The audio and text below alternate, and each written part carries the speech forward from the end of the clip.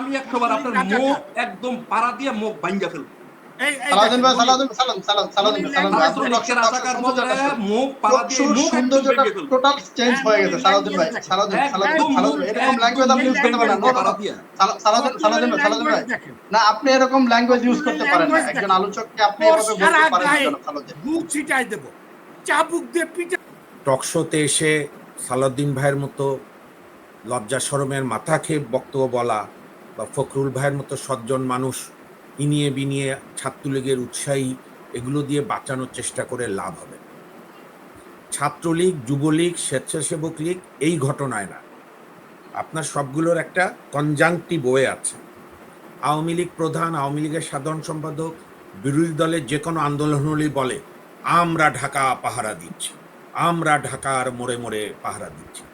তো ছাত্রলীগ কি আনসার বাহিনী নাকি? ছাত্রলীগ তো এই প্রজন্মের রাজাকার। ঠিক যেরকম পাকিস্তানের সময়, মুক্তিযুদ্ধের সময় পাকিস্তান বাহিনীকে সহায়তা করার জন্য রাজাকার বাহিনী গঠিত হয়েছিল, আলবদর গঠিত হয়েছিল, আলসামস গঠিত হয়েছিল, কিংবা আইয়ুব খান, মোনায়েম খানের সময় আইয়ুব মোনায়েমদের শাসনকে পাকাপোক্ত করার জন্য ন্যাশনাল স্টুডেন্ট ফ্রন্ট এনএসএফ তৈরি করা হয়েছিল। সেই কুখ্যাত এনএসএফ এর ক্যাডার ছিল ঢাকা বিশ্ববিদ্যালয় সাইদ আব্দুল্লাহ, আপনি ইতিহাস পড়লে দেখবেন ওই যে পাসপাট টু, মানে ওর নাম কি যেন ছিল, মোট কথা পার্ট টু প্রিলিমিনারিতে সাপ নিয়ে ঘুরতে, ওই আমলে ওটাই সন্ত্রাস। তো ছাত্রলীগ তো সেই ঐতিহ্যে গেছে। আর আমরা যখন ইতিহাস বলি আমাদেরকে একেবারেই মানে বোবা শিশু মনে করেন না। 1973 সালে ডাকসু নির্বাচনে ব্যালট বক্স ছিনতাই হয়েছিল ছাত্রলীগ নেতাদের নেতৃত্বে এবং বঙ্গবন্ধুর জ্যেষ্ঠ পুত্রের নেতৃত্বে। ছাত্রলীগের লাস্ট 15-16 বছরে তাদের একটা গৌরবজনক ভূমিকা দেখান। সবসময় কোনো গৌরবজনক ভূমিকা নাই, ভূমিকা আছে আপনার আর আপনার সহযোগী রাজাকারদের, আলবদর আল শামসদের। ছাত্রলীগের কোনো ভূমিকা নাই এই দেশের ইতিহাসে। সব ভূমিকা আপনাদের আর রাজাকারদের, আলবদরদের, আল শামসদের। আপনার যে আন্দোলনের সহযোগী আছে জামাত শিবির, তাদের, আর কারণে। সালাউদ্দিন সাহেব, আপনি কি আমার সঙ্গে ঝগড়া করবেন? আমি না, আমি আপনার সাথে ঝগড়া করি। তাহলে আপনি আমার মাঝখানে কথা বলছেন কেন?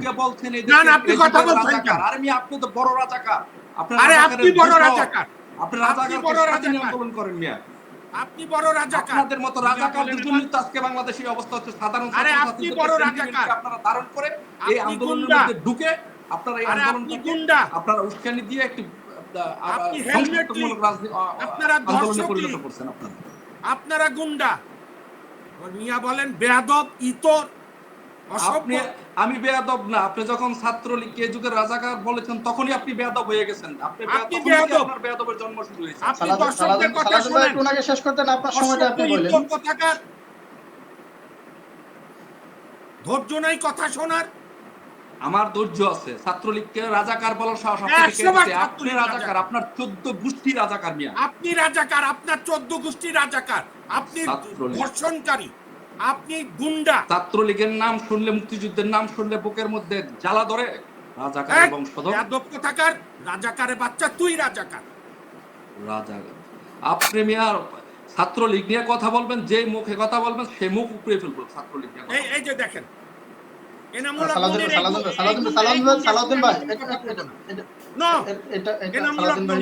এই গুন্ডার সঙ্গে আমি কথা বলবো। আপনি সরাসরি এভাবে কাউকে আপনি এইভাবে কথা বলে গুন্ডা একটা মাস্তান।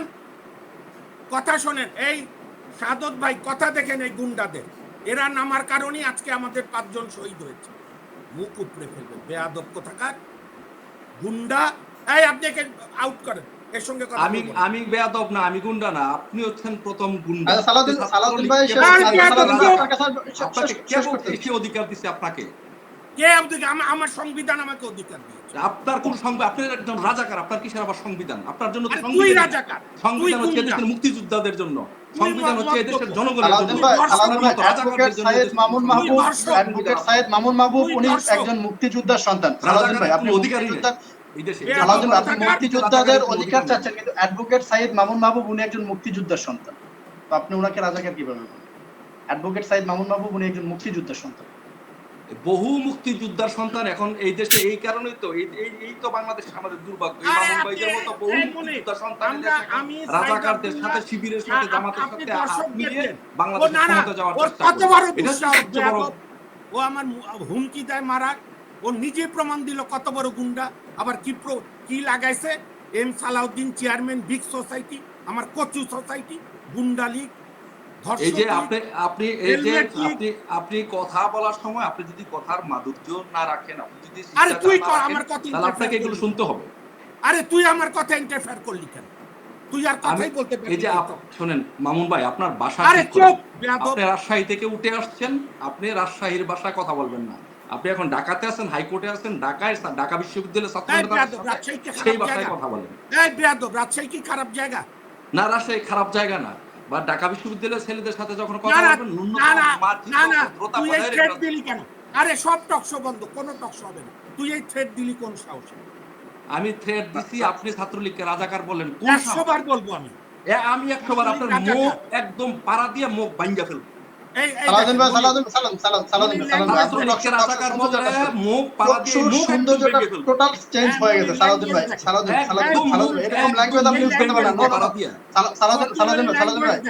আপনি এরকম ল্যাঙ্গুয়েজ ইউজ করতে পারেন না, একজন আলোচককে আপনি এভাবে বলতে পারেন না। বুক ছিটাই দেব, চাবুক দিয়ে পিটাতে পিটাতে বাংলার জনগণ আয় ঢাকায়। এই সাদত সাহেব দেখেন, আজকে যে ছাত্রলীগ এই হত্যা করেছে, এই যে লন্ডনে না কোথায় বালসালে থাকে, তার প্রমাণ দেখেন।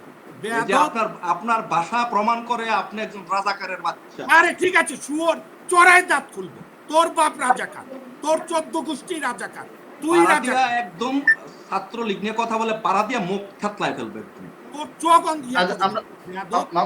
মামুন ভাই, সালাউদ্দিন ভাই, আমরা একটু আলোচনা ফিরে আসি।